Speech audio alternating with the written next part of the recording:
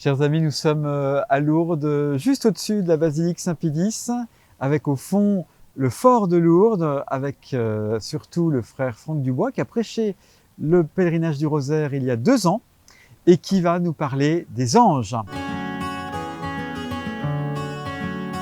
Frère Franck, donc tu viens de publier un livre sur les anges. Attention, chute d'anges, mais est-ce que c'est vraiment sérieux en 2021 de continuer à parler des anges? Est-ce que c'est pas un peu mythique ou symbolique? Alors, depuis le début, déjà à l'époque de Jésus, il y avait des Sadducéens, un type de croyants juifs qui ne croyaient ni aux anges ni à la résurrection. Aujourd'hui, 2000 ans après, c'est le même cas. Il y en a des personnes qui y croient, des personnes qui n'y croient pas. Et toi, tu crois aux anges et à la résurrection? Je crois aux anges et à la résurrection parce que les deux sont un peu liés. C'est quand même des anges qui nous disent d'ailleurs que Jésus est ressuscité. C'est vrai? Et également parce que l'Église nous propose de croire aux anges. Pourquoi? Parce qu'essentiellement un ange, c'est un être de lumière. Et si les êtres de lumière nous entourent, c'est pour mieux voir la lumière autour de nous. Mais il y a des anges qui sont tombés. Attention, chute d'ange. Et là, chute d'ange, là, ça fait un peu plus peur. Ça fait peur et pourtant mon livre n'est pas là pour faire peur aux gens, mais plus exactement pour mettre le diable, parlons-en, à sa place. Si on n'en parle pas, si il est derrière notre esprit mais qu'on n'ose pas trop s'intéresser à qui il est, le problème c'est qu'il risque petit à petit de prendre toute la place dans nos vies, dans les idées qu'on peut s'en faire, alors que la Bible nous dit des choses assez simples et assez cadrées sur lui.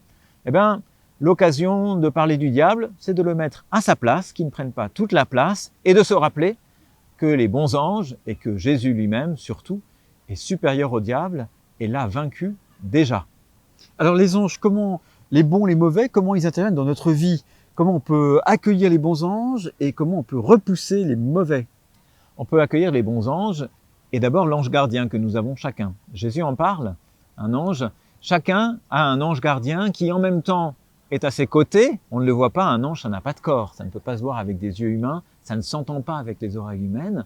Et pourtant, on peut sentir sa présence, et cet ange qui est à côté de nous est aussi à côté de Dieu.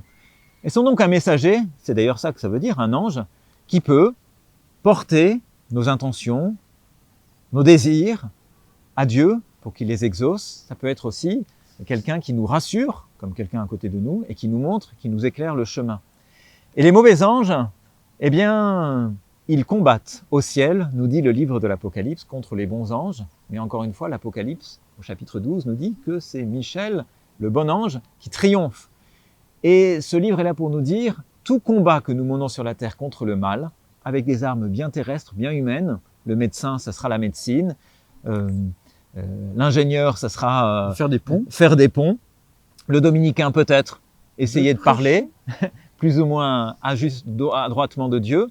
Eh bien, tous les combats que nous menons ici sur la terre sont le reflet d'un combat plus grand encore qui est mené par les bons anges contre les mauvais, et un combat qui a déjà été gagné par Jésus.